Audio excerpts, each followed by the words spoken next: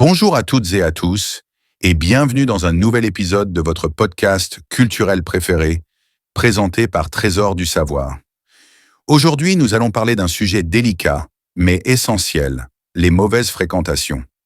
Comment influencent-elles notre comportement, nos décisions et parfois même notre avenir?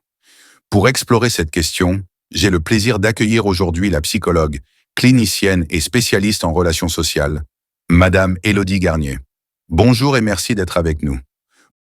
Bonjour et merci infiniment pour l'invitation. C'est un plaisir d'aborder ce thème si crucial, car souvent sous-estimé, surtout chez les jeunes. Justement, on entend souvent des parents dire à leurs enfants « Attention à tes amis ». D'où vient cette inquiétude si fréquente?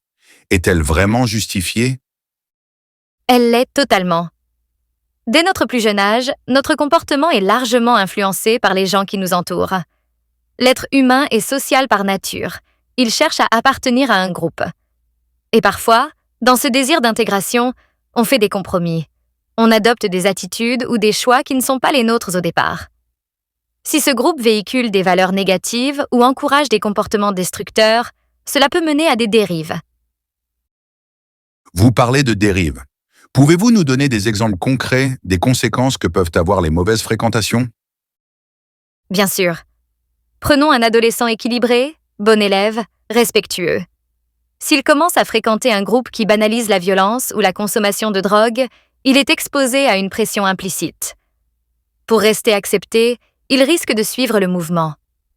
Il ne s'agit pas seulement d'actions illégales ou extrêmes, mais aussi de choses plus insidieuses. Négliger ses études, mentir à ses proches, perdre confiance en lui. Petit à petit, il s'éloigne de ses valeurs. Est-ce que cela concerne uniquement les jeunes, ou bien les adultes peuvent aussi tomber dans ce piège? Oh non, cela touche tout le monde.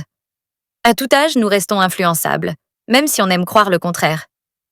Un adulte peut adopter une vision pessimiste de la vie s'il s'entoure de personnes constamment négatives. Il peut tomber dans des habitudes toxiques, comme la dépendance affective, l'alcool ou l'échec professionnel, simplement en raison de la dynamique de son entourage. C'est impressionnant. Mais alors, comment peut-on repérer une mauvaise fréquentation? Quels sont les signes qui doivent nous alerter? Bonne question. Il y a plusieurs indicateurs. D'abord, si une personne vous pousse à agir contre vos valeurs ou à mentir à ceux que vous aimez, c'est un signal fort. Ensuite, si vous vous sentez mal dans votre peau après l'avoir vue, si vous vous épuisez à vouloir lui plaire, ou si elle minimise toujours vos réussites, attention.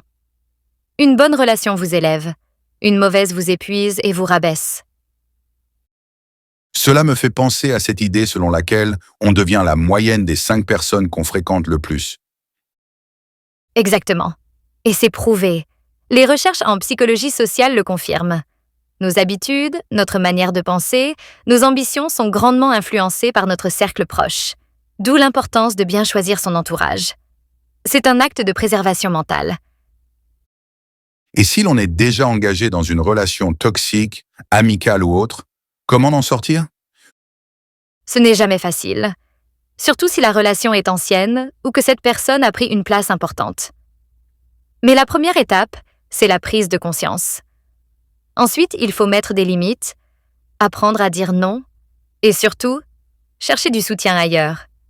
Famille, amis sains, professionnels. Se reconstruire, c'est possible, mais cela demande du courage et du temps. Vous avez mentionné le rôle des familles. Quel rôle les parents peuvent-ils jouer dans la prévention des mauvaises fréquentations? Un rôle clé.